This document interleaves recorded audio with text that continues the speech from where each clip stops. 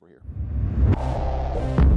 here we are in ancient Capernaum, in the very place where we hear the story of the paralytic and friends, the man who was paralyzed, and his friends brought him to the house of Peter. And we can see Peter's house there under a modern-day church, but we see here in the foreground and in the background the remains of many houses that date back to the time of Jesus from Capernaum.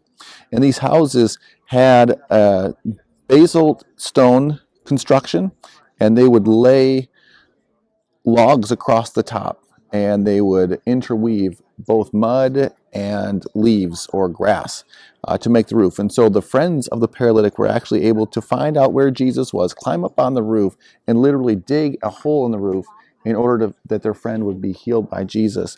And that happened in this very spot.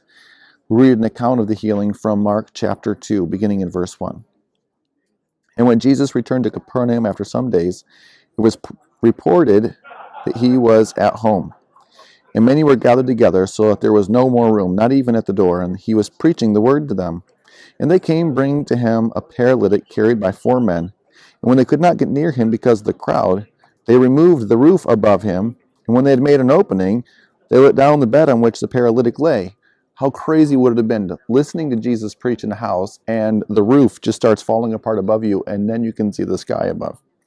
When Jesus saw their faith, he said to the paralytic, "Son, your sins are forgiven." Now some of the scribes were sitting there questioning in their hearts, "Why does this man speak like that? He is blaspheming. Who can forgive sins but God alone?" But on this point, we see that this miracle was intended not simply to grant healing to one man, but rather that many would come to faith in Jesus as the Son of God, who could heal diseases and forgive sin. And immediately Jesus, perceiving in his spirit that they thus questioned within themselves, and said to them, "Why do you question these things in your hearts? Which is easier, to say to the paralytic, 'Your sins are forgiven,' or to say, 'Rise, take up your bed and walk'? But that you may know that the Son of Man has authority on earth to forgive sins," he said to the paralytic, "I say to you, rise, pick up your bed and go home." And he rose and immediately picked up his bed, and went out before them all, so that they were all amazed and glorified God, saying, "We never saw anything like this." This is the word of the Lord.